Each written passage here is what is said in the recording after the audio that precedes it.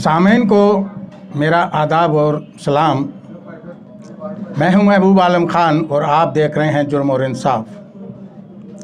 16 दिसंबर को Saharanpur civil court में सहारनपुर अधिवक्ता एसोसिएशन के सालाना होने वाला चुनाव है। प्रांगण में बहुत गहमा गहमी है। वकला साहिबान जत्थों में अपनी कन्वेंसिंग कर रहे हैं। मैं भी इस सिलसिले में सिविल कोर्ट में हाजिर हूँ। मैं शेर हूँ, शेरों की गुर्राहट नहीं जाती। मैं शेर हूँ, शेरों की गुर्राहट नहीं जाती। मैं लहजा नरम भी कर लूँ तो झुंझलाहट नहीं जाती। मैं एक दिन बेख्याली में बोल बैठा था सच। मैं कोशिश कर चुका हूँ कि कड़वाहट नहीं जाती। इसी कड़वाहट को ख़त्म करने की गरज से एडवोकेट जनाब कमल कुमार दयाल साहब इलेक्शन में अकेले ही कूद पड़े हैं। इनकी बाकी इनके हौसले को देखते हुए हम अपने वादे के मुताबिक फिर से इनसे बात करने के लिए हाजिर हुए हैं। हमारे बीच में हैं एडवोकेट जनाब कमल कुमार दयाल साहब। जनाब, आपका फिर से स्वागत है। धन्यवाद सर। जुर्म और इंसाफ चैनल पर मैं सभी दर्शकों और आप सबके चाहने वालों का धन्यवाद अदा करता हूं कि आपने मुझे पुनः अपने चैनल पर बातचीत करने का, अपने अधिवक्ता गणों एवं आपके दर्शकों से रूबरू होने का मौका दिया। दयाल साहब, मेरा पहला सवाल ये है कि हौसला होना, बेबाक होना, ईमानदार होना तो अच्छी बात है, लेकिन जोश में मेरे ख़्याल से होश भी होना चाहिए। जहाँ तक मेरी जानकारी है, यहाँ पे 3 गुट हैं जो कि इलेक्शन लड़ते हैं। इस बार, पिछली बार 2 गुटों ने इलेक्शन लड़ा था, इस बार 3 गुट हैं। आप अकेले ही चुनाव में कूद पड़े। आदरणीय, मैं आपकी बात से इत्तेफाक रखता हूं। आप कह रहे हैं कि अकेले ही चुनाव में लड़ पड़े हैं। मैं अकेला ही चला था जाने बे मंजिल, लोग आते गए और कारवां बनता गया। मैं इसी फलसफे को आत्मसात करता हूं। यदि मुझे कोई बात कहनी होती है जो सच और व्यवस्था के अनुकूल नहीं होती है, तो मैं फिर भी अपनी बात को सही तरीके से प्रस्तुत करने का प्रयास करता हूं और हर उस जुल्म ज़्यादती के ख़िलाफ़ मेरी जो वकालत का है, जो मेरा व्यक्तिगत है, हर जुल्म ज़्यादती के ख़िलाफ़ मैं हर जगह उपस्थित रहा हूं जहां मेरी आवश्यकता पड़ी है। मेरे साथ आपको लग रहा है कि बहुत सारे ग्रुप्स पीछे पीछे नहीं चल रहे हैं, मेरे साथ बहुत थोड़े जूनियर्स हैं। मैं व्यक्तिगत तौर से लोगों का रब्ता कायम कर रहा हूं और सभी लोग हमें आश्वासन दे रहे हैं कि जो इन ग्रुप्स में बटे हुए नहीं है, उनका भी एक अलग ही ग्रुप है, उनका भी एक बड़ा धड़ा है जो हमको समर्थन कर रहा है और ये समर्थन शायद आखिरी समय तक हमारे साथ बना रहे। उनका प्यार और आशीर्वाद हमारे साथ बना रहेगा जी।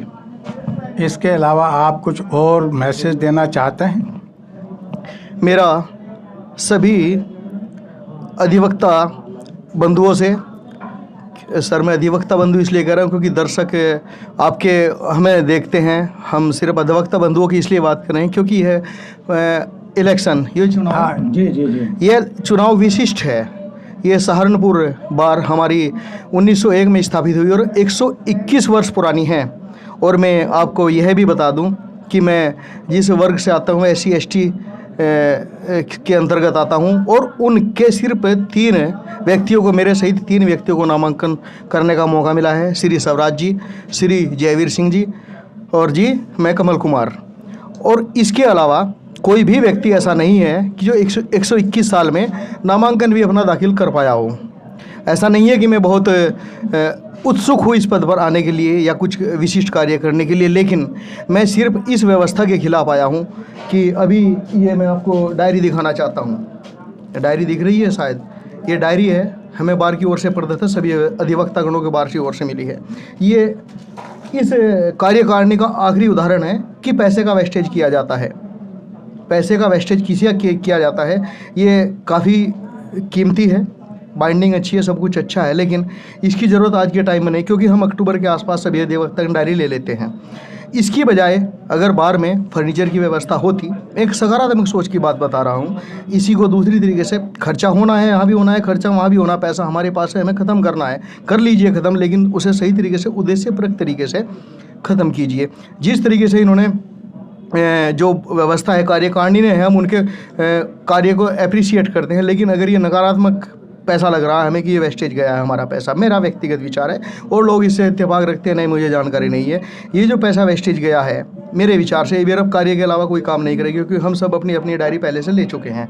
दूसरी बात यह है कि जो व्यवस्था है हमारे यहाँ पे बार की, वॉशरूम के बारे में मैं पहले भी आपको पहले इंटरव्यू में आपको एक बार बता चुका हूँ, आपका धन्यवाद, आप मुझे पुनः मौका दिया है। मैं पहले भी बता चुका हूँ, वॉशरूम की हालत इतनी खस्ता है कि एक अमूमन ठीक ठाक आदमी, और दूसरी बात यह है कि हमारे कुछ बुज़ुर्ग ऐसी स्थिति में हैं उन्हें इंग्लिश सीट की आवश्यकता है।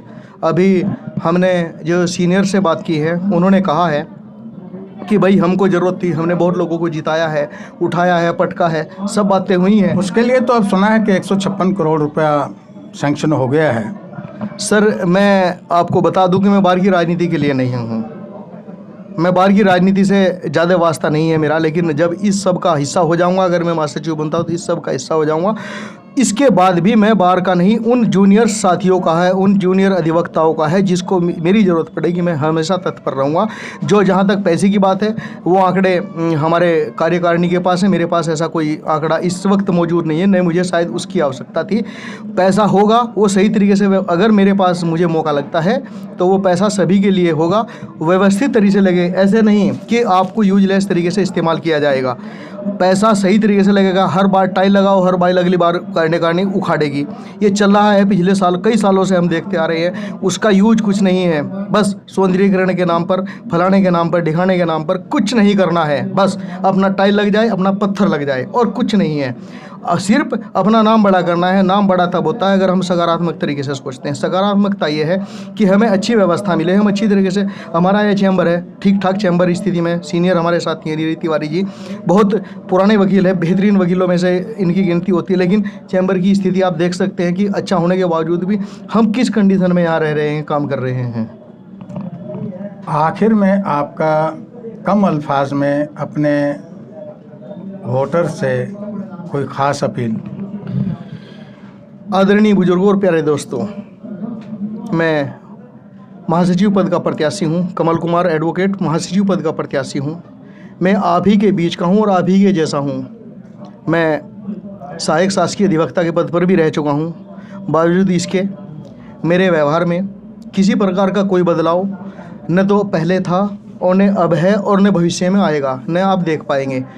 मैं चाहता हूं कि सभी लोग अपने अपने उद्देश्य के लिए, अपने अपने काम के लिए, अपने अपने पैशन के लिए, अपने अपने शौक़ के लिए, अपनी अपनी व्यवस्था के लिए काम करें, और इसके लिए हमें बार की ओर से जो व्यवस्थाएं मिलती हैं ये सब उन पैसों के लिए होती है, उन व्यवस्था उन काम के लिए होती है कि हमें सकारात्मक तौर से आगे बढ़ने की प्रेरणा मिले। इस प्रेरणा के लिए हमारे पास अच्छे वॉशरूम हो, अच्छी व्यवस्था, बैठने की सीटिंग अरेंजमेंट हो, जो सीटिंग अरेंजमेंट हमारे हिसाब से अनुकूल होनी चाहिए। 121 साल की पुरानी बार में हमारे पास कोई भी ऐसी व्यवस्था नहीं है कि जहां 4 सोफे पड़े हुए, बाहर से आए तो हमें, अगर अतिथि आते हैं तो हमें बाहर से ही मंगाने पड़ते हैं। जबकि मैं बता रहा हूं पहले से कि 100 इस डायरी में मेरे हिसाब से जितने हमारे स्ट्रेंथ है, काफ़ी खर्चा हुआ होगा, काफ़ी खर्चा हुआ होगा। ये लाखों रुपए का एस्टीमेट है, लाखों रुपए के एस्टीमेट, काफ़ी फर्नीचर आ सकता था। ये सिर्फ एकमात्र उदाहरण है। मैं चाहता हूं कि सभी लोग सही तरीके से अपना वोट कास्ट करें। आपको लगता है मैं अपनी बारे में कुछ ज़्यादा नहीं बताने की स्थिति में हूँ, सिर्फ इतना कह सकता हूँ कि जो मुझे आपने पाया है, जैसा देखा है, ऐसा ही पाओगे भविष्य में भी, और मैं आपके लिए हर वक्त तत्पर खड़ा रहूँगा। किसी भी अधिवक्ता को कोई परेशानी होती है तो मैं आपके साथ खड़ा रहूँगा जी। ये थे हमारे बीच में एडवोकेट जनाब कमल कुमार दयाल साहब, जो जनरल सेक्रेटरी का इलेक्शन लड़ रहे हैं। आज की बात को यहीं ख़त्म करते हैं। खुदा हाफिज़।